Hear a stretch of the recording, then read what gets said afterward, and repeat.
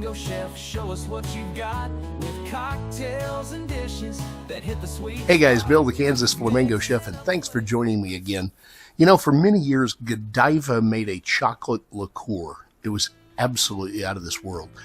And bars everywhere were using it to make espresso and chocolate martinis and all of these crazy chocolate-filled drinks, and it just took off. And then all of a sudden, just out of the blue, they quit making the stuff.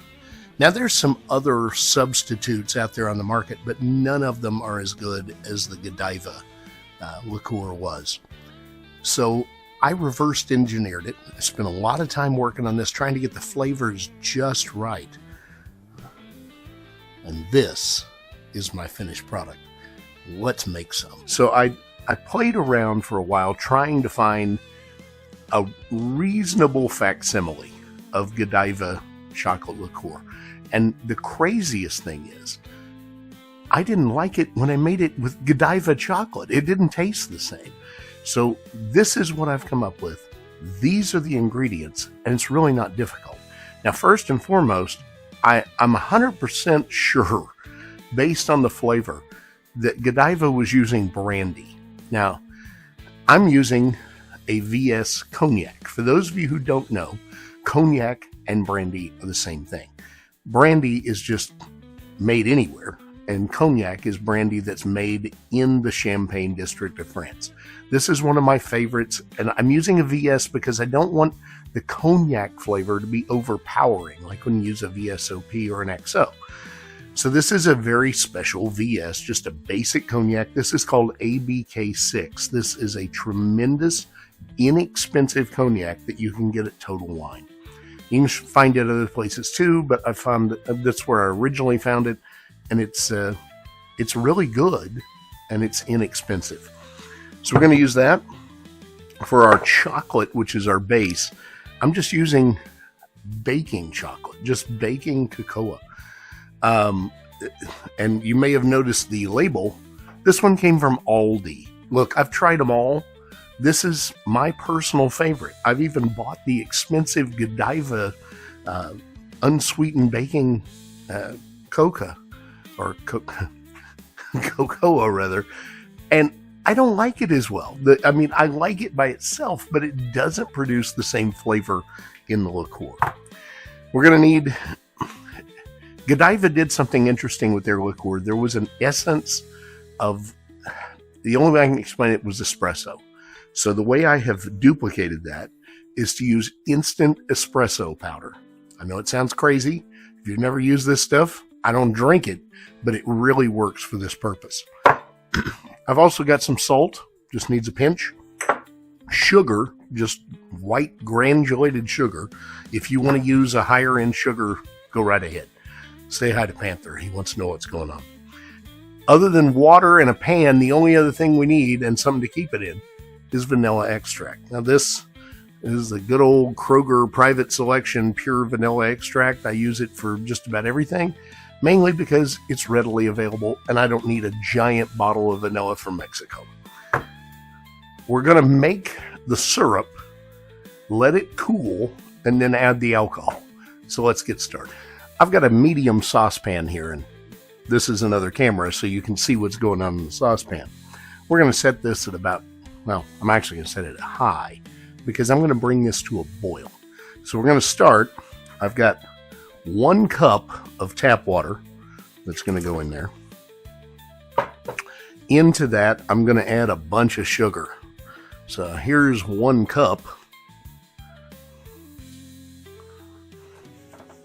And here is another 1/4 cup. So 1 1/4 cups of sugar. You go ahead and mix that together and let that sugar start to dissolve, because I'm basically making a heavy, simple syrup at this point. Okay. To that, I'm going to add a teaspoon of vanilla extract. And I'm going to add a 1/2 teaspoon of the espresso powder. Mix that all together as well. I like to combine things as I go so we don't get clumps. All right, and then last but not least, we're going to add 3/4 of a cup of the baking chocolate. And I'll stir it in as I add it, again, to avoid any clumping.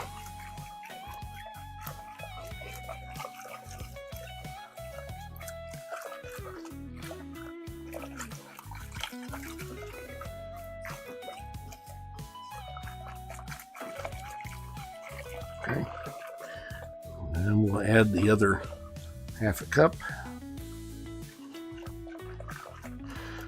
We'll just keep mixing that in. Don't add it all at once because you'll just have a giant mess. We're making a thick chocolate syrup here. All right, we're going to mix this together well. Once it's nice and incorporated, we're going to bring it to a boil. And I'm going to let it boil for about 1 to 2 minutes and then take it off the heat. Last thing I'm going to do before it gets to a boil, I'm going to add just a little bit of salt. And this probably is less than 1/8 of a teaspoon. It just breaks down the consistency of that chocolate. Now this is going to make a dark chocolate liqueur.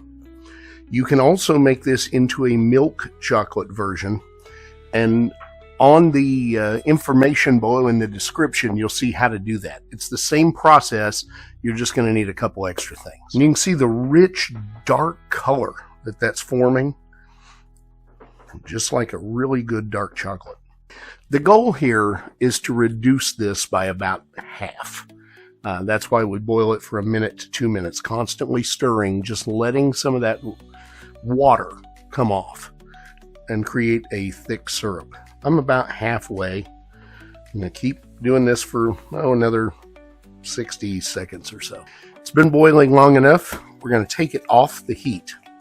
Stir it a little bit so you can see the thickness come up and you can see how much it's reduced. It looks like a really thick chocolate syrup at this point. I'm going to take this off the heat and leave it alone and let it get down to room temperature. Now, if you want to cool it faster, you can put it in a freezer or you can put it in the refrigerator. I don't recommend that. Yes, it will accelerate the process, but the flavors get lost because it doesn't have the opportunity to cool at its own natural pace. Okay, our chocolate sauce has moved down to just right at room temperature, and you can see that stuff looks wonderful. Now, you can do this however you like. If you want to try to pour this into the bottle and then add the brandy or cognac, that's up to you.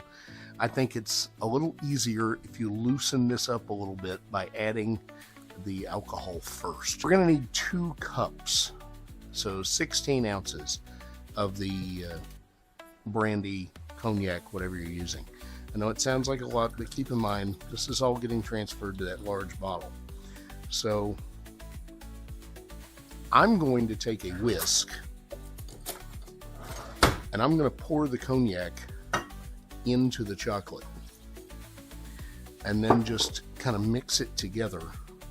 The end result is absolutely beautiful. Now again, if you want to do this as a milk chocolate liqueur, I will put the additional steps in the description. Now all I'm going to do is just transfer this into the bottle. That's the finished product. I'm going to show you what it looks like in a glass. Okay. Looks kind of like thin chocolate syrup, right? Oh, wow. That tastes so much like the old Godiva liqueur. It's absolutely mind-blowing. It's not difficult. You can make this. Follow the directions. If you want to make the milk chocolate version, it's in the description. Until next time, eat fabulous.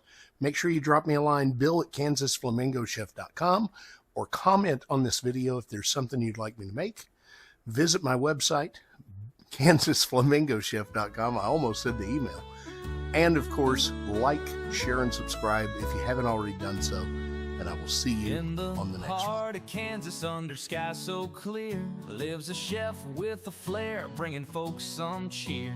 With a pinch of love and a dash of zest, he's the Kansas Flamingo, and his meals are the best.